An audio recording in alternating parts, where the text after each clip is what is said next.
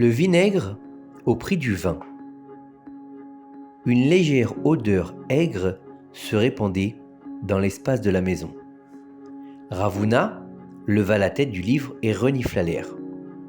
Ouf, d'où vient cette odeur ? Il roula le parchemin et se tourna pour chercher la source de l'odeur. La fine vapeur le conduisit aux escaliers étroits dans le coin de la maison. Avec prudence, Ravuna descendit vers eux, et de marche en marche, l'odeur augmentait, et l'air devenait étouffé, et il était difficile de respirer. Au bout des escaliers, Ravuna se tenait devant la porte de sa cave. À vin, une forte acidité remplit la cave, mais l'odeur plus profonde et riche du vin en était totalement absente. « Que s'est-il passé ?» se demanda Ravuna, et il s'approcha du premier baril de la longue file. Il souleva le couvercle du tonneau, et voici une vraie catastrophe. Tout le vin dans le tonneau s'était transformé en vinaigre. De minuscules bulles flottaient sur le côté du bois, et une vague d'odeur aigre et forte frappa son visage.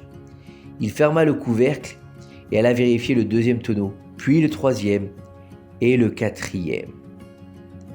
Oh, Ravuna avait 400 barriques dans sa cave, et dans chacun d'eux, sans déroger à la règle générale, le bon vin qu'il avait s'était aigri et s'était transformé en vinaigre. Inquiet et désolé, Ravuna rentra chez lui. Il se tourna de nouveau vers le livre qui était resté sur la table, afin de se distraire de sa grande perte en revenant et en s'occupant de son étude de la Torah interrompue. Ravuna n'eut pas le temps de se replonger dans le livre lorsqu'on entendit des coups à la porte. « J'arrive !» a-t-il dit. À la porte se tenait un certain nombre de sages venus étudier avec lui. Les sages s'assirent autour de la table de Ravuna, qui était un Amora important et un grand sage, et s'installèrent pour ouvrir leurs livres. « Quelle est cette odeur épouvantable ?» demanda doucement l'un d'eux. « Oh !» soupira Ravuna.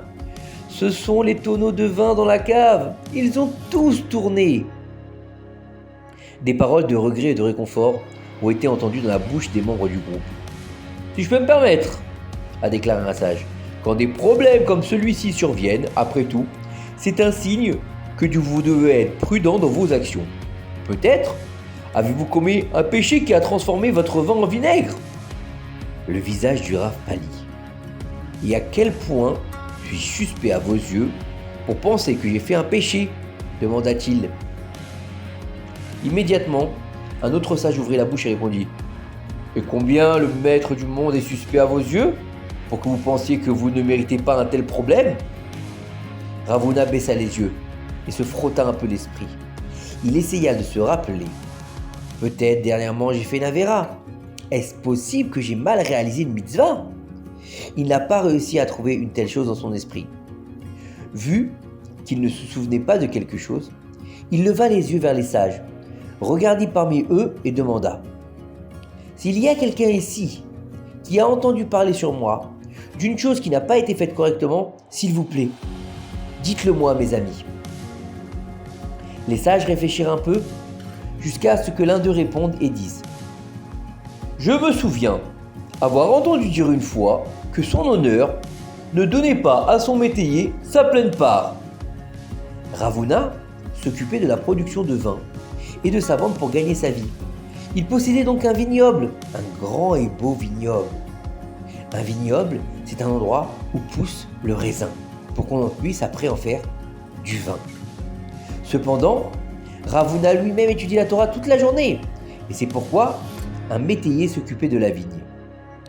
Qu'est-ce qu'un métayer, les enfants ? En fait, un métayer, c'est quelqu'un qui travaille la terre de quelqu'un d'autre, mais pas en échange d'un salaire.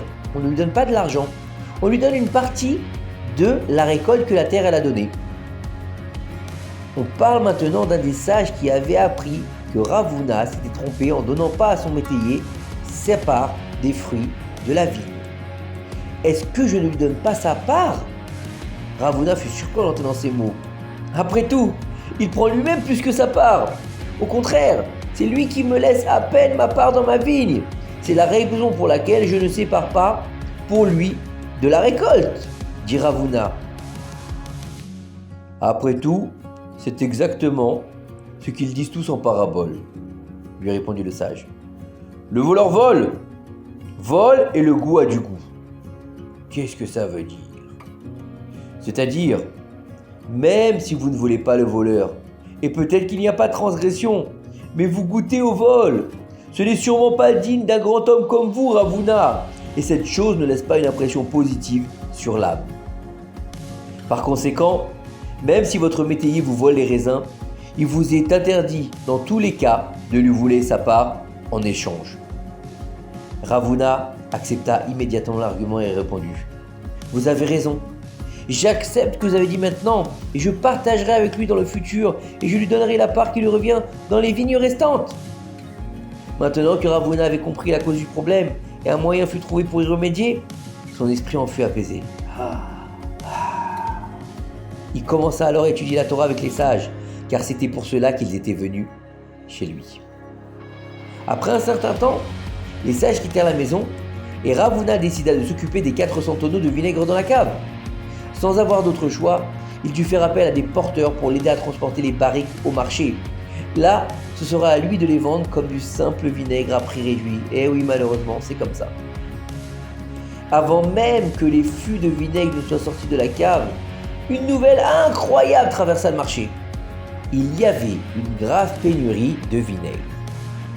Lorsqu'on apprit la pénurie de vinaigre, les gens ont craint de ne plus pouvoir s'en procurer dans un avenir proche. Immédiatement, ils se mirent tous à courir au marché pour essayer d'acheter un peu de vinaigre qui restait dans les magasins. Les gens se disputaient le peu de vinaigre qui restait, comme celui qui pourrait promettre au vendeur un paiement plus élevé afin qu'il lui vende le vinaigre.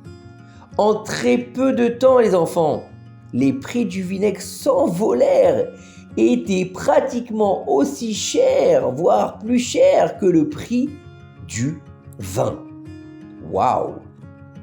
Les ouvriers de Ravuna n'eurent même pas à travailler très dur. Les vendeurs de vinaigre paniqués arrivèrent à la porte de la maison, payant le meilleur de leur argent pour les tonneaux chauds qui remontaient du sous-sol. En très peu de temps, Ravuna a vendu toute sa marchandise. Le salaire qu'il en tira fut presque l'équivalent d'une vente de bon vin sur toute une année entière. Vous imaginez, les enfants? En une journée, il a vendu le vinaigre au prix d'une année de vente de vin. C'est extraordinaire, c'est un grand miracle. Regardez, chers enfants, cette histoire merveilleuse nous enseigne que toute la création est prête à accomplir la mission d'Hachem Yitbarach. Chaque événement a une raison et a un but, et il nous incombe d'observer et de corriger nos comportements pour faire la volonté d'Hachem Yitbarach. À très bientôt.